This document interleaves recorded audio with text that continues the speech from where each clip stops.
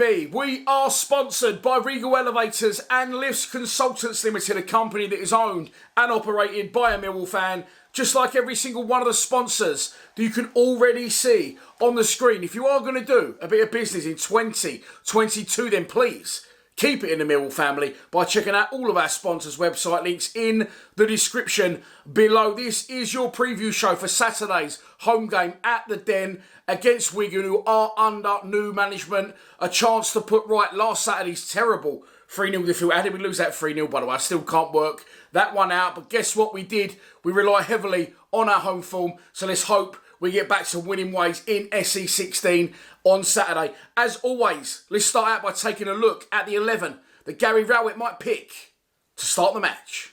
Okay, so as I said, back off the international break, we did lose 3-0 at the Stadium of Light. A game of two halves and very, very Millwall-like. What will the gaffer do in terms of team lineup? I hope and I pray that he brings back in Hutchinson and Bulkowski for Long and Creswell. I'm pretty sure he'll bring Hutch back in, club captain, of course, been out through injury.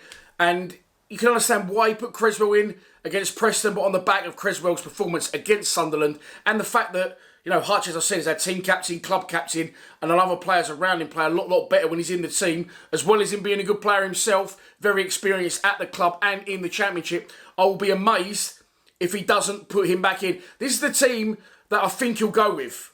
Fuck me, I hope he goes with. Okay, and if I'm honest, it's not far off our best side. The only problem I've got there is I think he'll keep Long in. I don't know if there's been a falling out with Bulkowski. I can't see it. I don't think Bart's that sort of character. I don't think Rowett is either. I just feel he was starting to make that transition as Bart was now starting to kick on. He wanted to try and play a different way. And obviously we know Long can play with his feet so much better than Bart. But first and foremost, as a goalkeeper, I want my goalkeeper to be a good shot stopper. And Long definitely isn't that. He's been at fault for around 4, 5, 6 goals so far since he's come in. And his distribution is good. Yes, he's got a hell of a kick on both feet. However, he just fucking punts it down the field to a 5'8" Tom Bradshaw. It's not really, you know, we're not a side that play out the back tremendously well. If we did, I could understand maybe Long playing, but they're just massive long kicks downfield. I don't think they really benefit us majorly. At times they cause upset in other teams' boxes. I think he'll go with Long. The only other one I think he may change in there is Scott Malone for Murray Wallace. And I think I can understand if he does do that because we conceded 3 at the Stadium of Light for starters. But secondly, Scott Malone is a lot more attacking, plays a big part in a lot of assists with set pieces and free kicks, and especially at the Den against a struggling side, I feel we may swap Malone for Murray Wallace. Also, this guy, Callum Styles, what do you make of him? He's sort of become a little bit of a forgotten man, also along with Benicophobia. I believe he's still injured. Relied heavily on Benic last season, was the main man for us, top scorer, delighted to get him back. Hasn't hit the ground running at all and now he's been stopped by injury. But Callum Styles, of course, is on loan. We talk a lot about these Leeds loanees, but never really about Styles. I like him.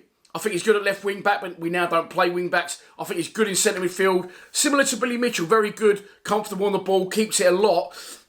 He has played further up the pitch as well, of course, scoring a goal in a home game. I can't remember who it's against, but a good goal in that game. So as I said, we discussed the Leeds loanees a lot, but we never really talk about Styles. What are your thoughts on it? I just been interested to know. So let me know in the comments below and let's move on to our opposition. As I've already mentioned, it's Wigan.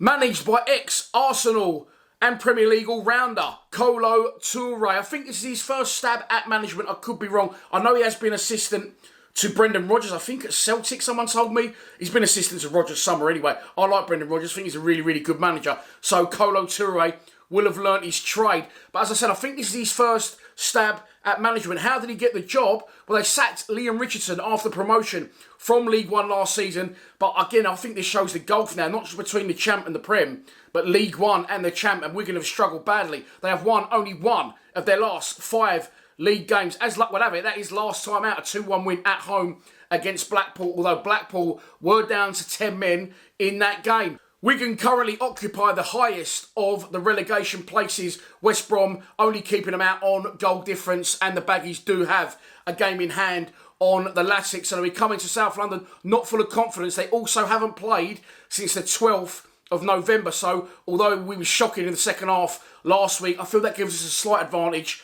Back 90 minutes under our belt, with match practice and match fitness. I don't think any sort of training or breaks to Dubai or wherever they've been, probably haven't to be fair, they're from Wigan, can prepare you for those games. So I think that's going to give us a little edge. Let's move on to prediction. And so this is your pre-match prediction, and here we go. We're going to flip it on its head from last Saturday, and we're going to beat Wigan at the Den, providing he plays Hutchinson and Bulkowski by 3 goals to 0. I'm going to go with Mason Bennett to get on the scoreline, Sean Hutchinson on his return, and Zian Fleming, the Bermondsey Bergkamp, in a 3-0 win, which will keep us nicely perched in the top 6. And so let's shut off for this preview show. I hope you have enjoyed it. Please be sure to check out the fan score predictions from the other boys at Lions TV. It's going to go out on Friday at 3 p.m. Also, I better mention, of course, England will play France at 7 p.m. in the quarterfinals of the World Cup. There was talk about championship games and other EFL games moving their kickoff back to earlier times to allow people to get home. I mean, the game finishes at 5. I'll get home easily, or wherever I need to be for 7 o'clock. I don't feel the crowd's going to be big on Saturday. I feel a lot of people will probably fuck it off, if I'm honest. They just want to be in a pub and plotted, ready for the England game. There is also closures at South Bermondsey Station. So I don't think it will be the biggest crowd in the world, but I'm hoping for 3 points there and then a win over the Frogs to stick us in the semis in the World Cup. I'll be live streaming. If you can't make the game, you can't bother to travel, you're already on the piss watching England, you're an expat, whatever.